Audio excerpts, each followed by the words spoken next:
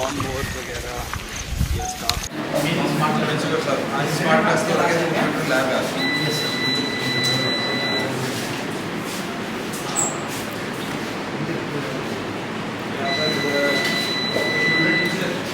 वापस आके देखेंगे ना।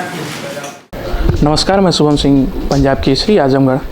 अभी नवोदय विद्यालय आजमगढ़ पर डीएम सर आकर निरीक्षण किया और निरीक्षण करके चले गए। इसी संबंध में बात करने के लिए हमारे साथ हैं नवोदय विद्यालय के प्रिंसिपल सर से मैं बात करूंगा। सर से जानेंगे कि सर ने क्या आदेश दिया डीएम सर ने। सर, डीएम सर ने क्या आदेश दिया? हाँ, आज की जो बैठक थी वो निर्धारित बैठक थी। ये विद्यालय प्रबंध समिति की बैठक थी। तो नवोदय विद्यालय का जो विद्यालय प्रबंध समिति है उसके चेयरमैन डीएम हैं, पदेन डीएम होते हैं। और डीएम सर के साथ उनकी पूरी टीम थी। एसडीएम सर थे, सीईओ सर थे, डीआईएस थे, सीएमओ साहब थे, एग्जीक्यूटिव इंजीनियर थे और सांसद प्रतिनिधि भी थे। तो ये हमारी निर्धारित बैठक थी। उसमें हमारे कुछ बिंदु थे जिस पर हम लोगों ने चर्चा की है। अच्छा सर, डीएम सर ने निरीक्षण भी किया विद्यालय का, कुछ बताया कि हाँ कुछ चीज़ें बेहतर करने के लिए अभी और भी सिस्टम को आदेश दिया है उन्होंने अपने लोगों को। सर वो क्या चीज़ें कुछ कमियाँ? हाँ, जिलाधिकारी महोदय हमारे परिवार के मुखिया हैं, तो वो आए हैं तो निरीक्षण करेंगे। चाहे वो शिक्षा का क्षेत्र हो, चाहे वो मेस एरिया हो, चाहे वो हॉस्टल हो। तो बच्चों से बातचीत किए और बच्चों से पूछा कि और भाई कैसा और क्या सुधार की आवश्यकता है। तो उन्होंने बच्चों ने सलाह दिया और उसका हम लोग जो है ध्यान रखेंगे।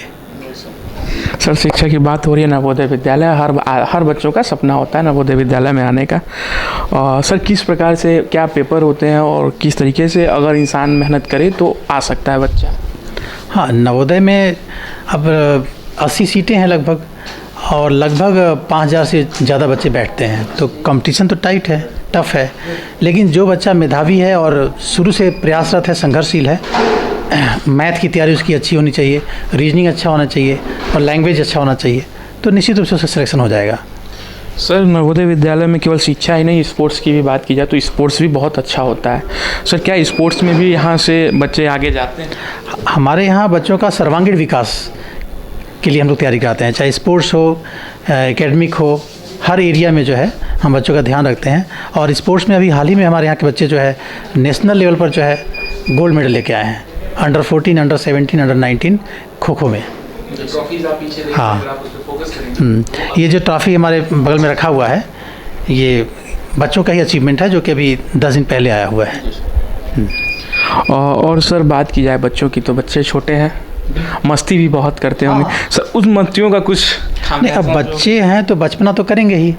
तो बचपना भी आवश्यक होता है। यदि बचपना यदि बच्चों में न रहे तो फिर बेकार लगे, तो फिर वो टॉय टाइप के लगेंगे, खिलौना टाइप लगेंगे। तो बच्चों में बचपना है और थोड़ी बहुत शरारतें करते हैं, तो वो तो एक पार्ट है, बच्चों का शिक्षा का पार्ट है। सर, ये एक बात की जाए, जो बच्चे यहाँ से पढ़ के निकलते हैं, कभी कुछ बड़ा बनकर लौटा जो आपको देखकर गर्व महसूस होता है? बिल्कुल बिल्कुल, हमारे यहाँ से जो पढ़ करके बच्चे देश के कोने कोने में और बड़े अच्छे अच्छे पदों पर हैं। कुछ डीएम हैं, कुछ पोस्ट मास्टर जनरल हैं, कुछ कई बच्चे यहाँ के डॉक्टर हैं, इंजीनियर हैं, शिक्षा के क्षेत्र में हैं, लेक्चरर हैं, प्रोफेसर हैं। तो हर क्षेत्र में यहाँ के पढ़े हुए बच्चे विद्यालय का नाम रोशन कर रहे हैं। सर, अभी आप कुछ बातें कर रहे थे सोलर के लेकर के, कुछ चीज़ों की कमी है जो विद्यालय में बच्चों को मिल जाए तो बच्चों को और बेहतर किया जा सकता है, उन चीज़ों का थोड़ा सा सर जितने जो।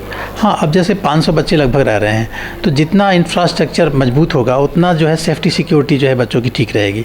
तो उसी संदर्भ में हम लोगों ने जिलाधिकारी महोदय से जो है प्रश्न एक सजेशन दिया कि यदि यहाँ सोलर लाइट की व्यवस्था हो जाएगी तो वो और अच्छा रहेगा। क्योंकि कभी कभार लाइट कट जाती है, आंधी है, तूफान है, तो पता चला कि आधे घंटे लाइट चली गई, तो उस दौरान जो है रात में यदि लाइट चली जाती है तो फिर दिक्कतें होती हैं।